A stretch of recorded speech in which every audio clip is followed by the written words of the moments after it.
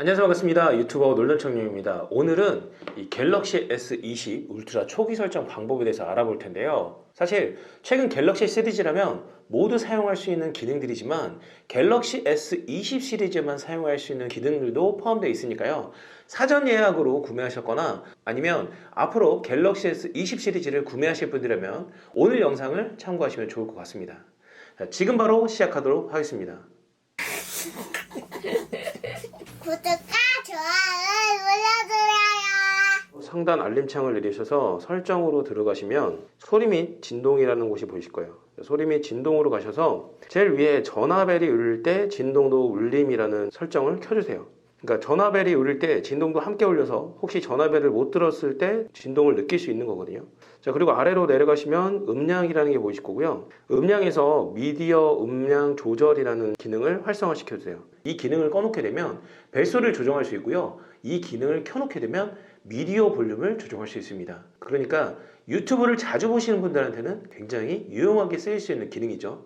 그리고 볼륨 버튼을 올려서 이렇게 메뉴를 펴시면은 미디어 음량 조절 버튼을 활성화시킬 수도 있고 또 끌 수도 있어요. 자, 그리고 다시 뒤로 나오셔서 밑에 보시면 음량 및 음량 효과라는 게 보십니다. 음량 효과에 보시면 돌비 애트모스라는 게 있거든요. 자, 이 기능을 켜놓고 사용하시는 게 좋겠죠. 다시 뒤로 나오시고 앱소리 분리 재생이라는 게 있어요. 앱소리 분리 재생이라는 게 뭐냐면요, 예를 들면 자동차에서 블루투스를 연결했을 때 원래 모든 소리가 자동차로 나오게 되어 있는데 이 기능을 설정하게 되면 티맵 같은 경우는 자동차 스피커로 나오고 음악 재생 같은 경우는 스마트폰으로 할 수 있는 거거든요. 자, 이거를 켜시고 선택을 누르게 되면 이제 앱을 추가할 수 있게끔 돼요. 그러니까 앱을 추가해서 좀 전에 말씀드린 티맵이라든지 다른 앱을 추가하시면 될 거고요. 유튜버 같은 경우 이렇게 추가하시고 뒤로 이렇게 누르시면 휴대전화기냐 또는 블루투스 기기로 할 거냐라는 게 나와요. 휴대전화로 하고 그 다음에 뒤로 이렇게 누르시면 돼요. 자, 그러면 이렇게 추가가 됩니다. 자, 그리고 뒤로 나오셔서 알림으로 들어갈게요. 자, 알림으로 들어가시면 모두 활성화가 되어 있을 거예요. 활성화가 되어 있는 상태에서 앱 아이콘 배지를 한번 눌러주세요. 이게 어떤 기능이냐면요, 지금 이렇게 앱에 혹시라도 알림이 있을 때 숫자로 몇 개냐라는 걸 알려주냐 아니면 또는 빨간 점으로 알려주냐라는 걸 표시하는 거거든요. 저 같은 경우는 동그란 점이 약간 좀 맞더라고요. 그리고 아래에 있는 앱 아이콘의 알림 표시도 켜놓고 사용하고 있습니다. 자, 그리고 다시 이제 뒤로 나오셔서 상태 표시줄이 있는데요. 상태 표시줄 같은 경우도 똑같이 알림 개수만 표시하거나 또는 최근 알림 3개, 모든 알림 이렇게 나와 있거든요.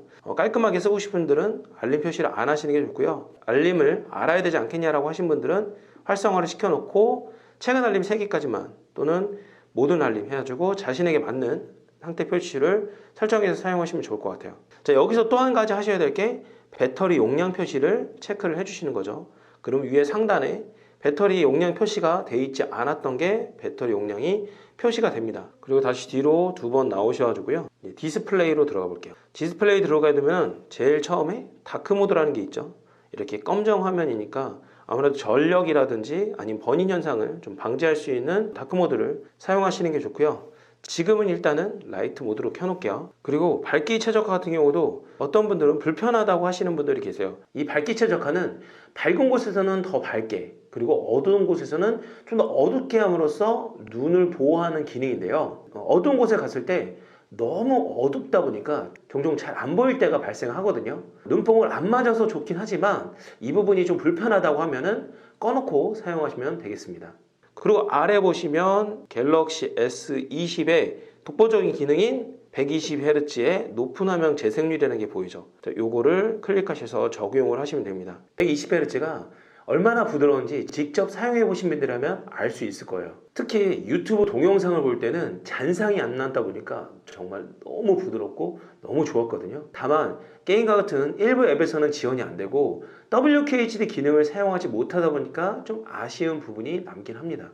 그리고 여기에서 글자와 스타일 같은 경우는 크기를 조정해서 사용하실 수 있으니까 이 부분은 좀 확인을 하시는 게 좋고요. 그리고 내비게이션 바 같은 경우도 그냥 일반 내비게이션 버튼으로 되어 있는데 화면 제스처로 이렇게 바꾸게 되면 우리가 아이폰처럼 사용할 수가 있어요. 그러니까 아이폰에서 갤럭시로 넘어오시는 분들은 화면 제스처를 꼭 켜놓고 사용하시는 것을 추천드리고요. 지금은 내비게이션 버튼으로 해서 좀 더 빠르게 좀 설정을 해볼게요. 자, 그리고 나셔서 좀 밑으로 내려가시면 오동작 방지 필터라는 게 보실 거예요. 자, 이 부분도 그냥 켜놓으시면 좋고요.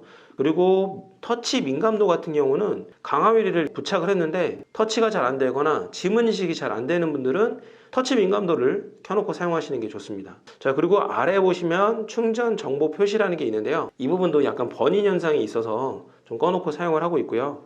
그리고 다시 뒤로 나오셔서 배경화면이라고 보시면 배경화면에 다크모드 적용이라는 게 있어요. 좀 전에 이제 디스플레이에서 다크모드를 켠 것처럼 배경화면에서도 다크모드를 활성화시켜서 사용할 수가 있습니다. 이제 잠금 화면으로 들어가시고요. 잠금 화면으로 들어오셔서 보안 잠금 상세 설정에 들어가시면 입력한 패턴 보이기라는 게 있어요. 패턴을 그렸을 때 그대로 입력한 패턴이 보이는 건데요. 굳이 옆에 사람에게 내 비밀번호 패턴을 노출시킬 필요는 없겠죠. 그냥 꺼주세요.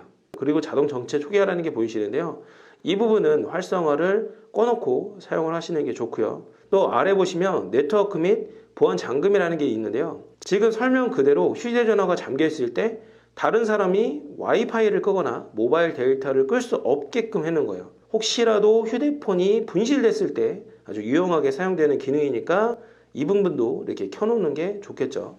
자, 그리고 뒤로 다시 나가시고요. 맨 아래로 내리시면 얼굴 인식이라는 게 있습니다. 들어가시면 내 모습 추가로 등록해 두기라는 메뉴가 보이시는데요. 자, 이 부분 같은 경우는 모자를 쓴 모습이라든지 아니면 안경을 쓴 모습을 추가해 놓으면 좋겠죠. 그리고 쭉 내리시다 보면 눈 뜨고 있을 때만 인식이라는 부분이 있고요. 그리고 어두운 곳에서 화면 밝게라는 게 있어요. 자, 이 두 가지가 약간의 호불호가 있는데요. 눈 뜨고 있을 때만 인식 같은 경우는 인식률은 높아지지만 보안은 취약할 수 있고요. 그리고 어두운 곳에서 화면 밝게는 눈뽕을 당하지 않아서 좋지만 결국 인식률에서 떨어지기 때문에 각자 상황에 맞게끔 설정해서 사용하시면 좋을 것 같습니다. 저 같은 경우는 어두운 곳에서 화면 밝게는 꺼놓고요. 그리고 눈 뜨고 있을 때만 인식 같은 경우는 켜놓고 사용하고 있습니다. 그리고 뒤로 나오셔서 생체 및 보안에 들어가시면 내 디바이스 찾기라는 게 있을 거예요. 이 부분 같은 경우도 가능한 활성화를 시켜 놓으시고 삼성 계정으로 로그인을 하시는 것을 추천을 드립니다.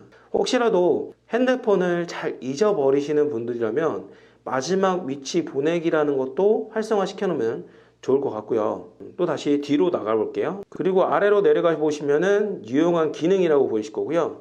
자, 유용한 기능에서 제일 먼저 설정하실 거는 측면 버튼입니다. 측면 버튼 같은 경우는 두 번 누르기를 활성화시킬 수도 있고요. 길게 눌러서 빅스비 또는 전원 끄기 메뉴를 활성화시킬 수도 있거든요. 저 같은 경우는 두 번 누르기를 잘 사용하지 않아서 꺼놓고요. 그리고 길게 누르기 같은 경우는 전원 끄기 메뉴로 사용하고 있습니다. 그리고 다시 뒤로 또 나오시고요. 또 아래쪽으로 보시면 화면 캡처 및 화면 녹화라는 게 보이실 텐데요.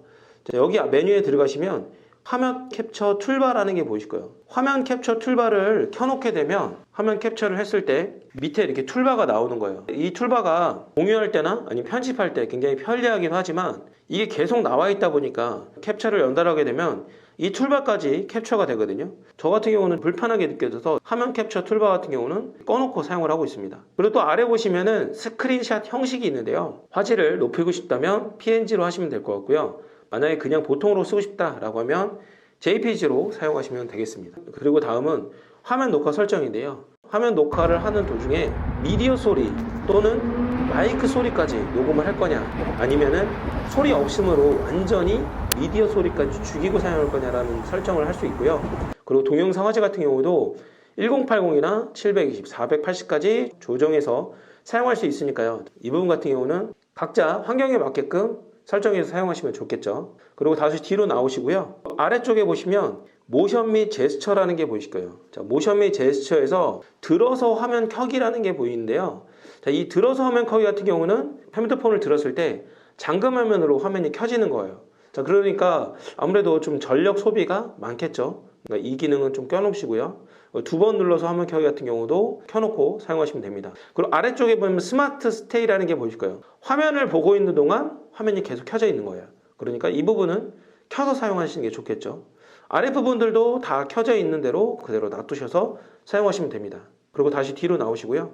한 손 조작 모드 같은 경우는 저는 주로 사용을 하지 않거든요. 근데 손이 작으신 분들은 아무래도 한 손 조작 모드를 켜서 이렇게 사용하시면 좋을 것 같아요. 제스처를 해놨을 때는 홈 버튼에서 아래로 이렇게 내렸을 때 한 손 조작 모드로 변경이 되고요. 한 손 조작 모드에서 다시 양손 조정 모드로 변경하려면 이 검은 화면을 터치하시면 됩니다. 그리고 디스플레이에서 제가 한 가지 설정을 빼놓은 게 있는데요. 디스플레이 들어가셔서 홈 화면이라는 데가 있으실 거예요. 홈 화면을 누르시고 홈 화면 구성이라는 게 보이십니다. 홈 화면 구성이라는 게 뭐냐면 지금 이렇게 홈 화면에 모든 앱이 이렇게 다 나와 있는 거예요. 좀 지저분해 보이잖아요. 그래서 저 같은 경우는 홈 화면 구성을 홈 화면 및 앱스 화면 사용으로 바꿔놔요. 적용을 누르시고 한번 볼게요. 그러면 이렇게 내가 원하는 아이콘만 빠져 있고요. 위로 올렸을 때는 앱 화면이 나오게 되어 있습니다. 그러니까 이 부분은 깔끔하게 쓰시고 싶으신 분들은 홈 화면 및 앱스 화면으로 사용하시면 좋을 것 같고요. 그리고 홈 화면 배열 같은 경우도 아이콘 크기를 조정해서 사용할 수 있으니까 참고하시면 좋을 것 같고요. 앱스 화면 배열 같은 경우도 똑같이 이렇게 변경해서 사용할 수 있으니까요. 이 부분 저장해서 원하시는 대로 사용하시면 됩니다. 그리고 다음은 홈 화면 구성 잠금이에요. 아이들이 사용을 하다가 홈화면 아이콘을 지우는 경우가 가끔 있어요. 그래서 이 홈화면 구성 잠금을 좀 켜놓고 사용을 하십니다. 만약에 홈화면 구성 잠금을 꺼놓고 사용하시려면 아래 보이시는 홈화면에 앱 추가라는 부분을 비활성화 시켜놓고 사용하시는 게 좋아요. 그러니까 플레이 스토어에서 앱을 다운받으면 무조건 홈화면에 앱 아이콘을 추가를 시키는 거예요. 그러니까 이 부분은 굉장히 좀 유용하지 않은 기능이라고 생각돼서 이 부분은 좀 꺼놓고 사용하시는 게 좋고요. 자, 그리고 바로 아래 보면 홈화면 쓸어내려 알림창 열기라는 게 있습니다. 자, 이 부분이 어떤 거냐면요. 위로 올렸을 때도 앱스 화면, 그리고 아래로 내렸을 때도 앱스 화면이에요. 자, 이 기능을 이렇게 켜게 되면 아래로 내리면 알림창이 나오고요. 위로 올리면 앱스 화면이 나옵니다. 그러니까 아래로 위로 편리하게 사용할 수 있는 기능이죠. 이렇게 하면 설정창에서 설정할 수 있는 메뉴는 모두 다 끝났고요. 그리고 왼쪽으로 넘겼을 때 이 삼성 데일리가 뜨게 되는데요. 이 삼성 데일리가 그렇게 유용하게 사용되는 것 같지는 않아요. 이 기능을 끄려면은 바탕화면을 길게 눌렀을 때 이렇게 추가나 아니면은 바탕화면을 삭제할 수가 있거든요. 그래서 왼쪽으로 넘기셔서 이 데일리 기능도 이렇게 꺼놓으시고 사용하시면 좋을 것 같습니다. 그리고 알림창을 두 손가락으로 내리게 되면 알림창 메뉴를 전체를 볼 수가 있고요.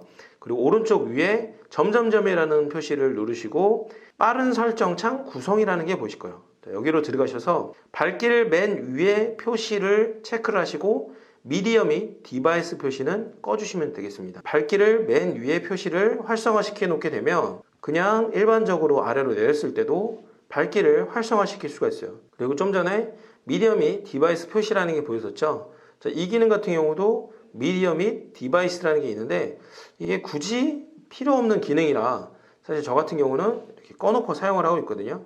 어떻게 잘 보셨나요? 큰 타이틀로 보면 한 10가지 정도 되는데요. 세세하게 들어가다 보면 다양한 메뉴가 있는 것 같아요. 이 기능을 모두 저처럼 설정해놓고 사용하셔야 되는 건 아니지만 설정해놓고 사용하시면 굉장히 유용할 거라 생각이 듭니다. 제가 준비한 영상은 여기까지고요. 이 영상이 도움이 됐다면 구독과 좋아요 부탁드리겠습니다. 감사합니다.